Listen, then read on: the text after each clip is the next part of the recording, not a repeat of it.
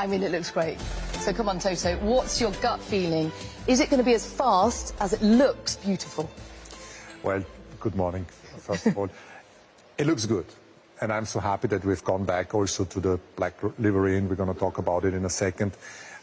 Is she going to be as fast as she looks? I hope so, but definitely there is a lot of excitement in putting the car finally on the road. Now, Toto, you mentioned it. Impossible to ignore. You've gone back to black. It looks fantastic. Now, I think that's a weight-saving thing, but it's also very reminiscent of your last very successful car, isn't it?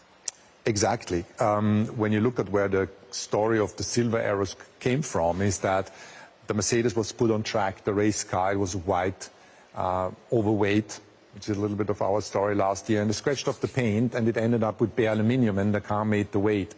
And so we came back, we really tried to get the weight off the car in every single bit, and therefore from the paint side we committed in gaining the grams by leaving the car matte carbon, and history repeats itself.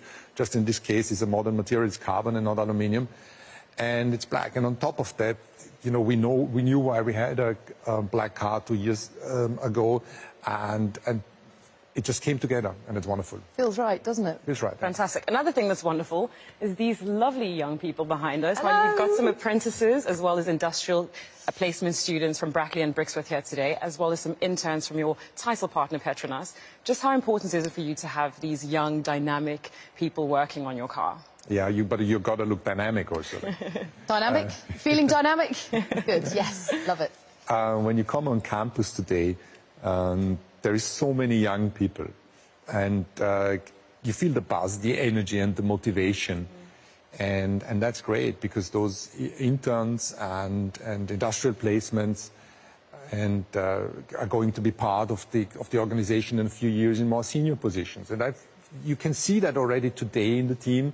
There's young people coming up into leadership positions that have actually started as interns or placements, and that's fantastic. It really is. And how important is that continued talent development in terms of the future of the team?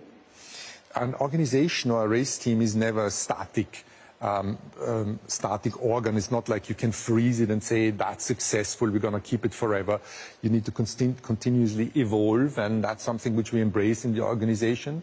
So people old like me, or even older, they need to understand that somebody else will carry the baton, is going to run faster one day, and maybe it's one of these guys. Or indeed all of them. Love to hear that. Or indeed all of them, hopefully.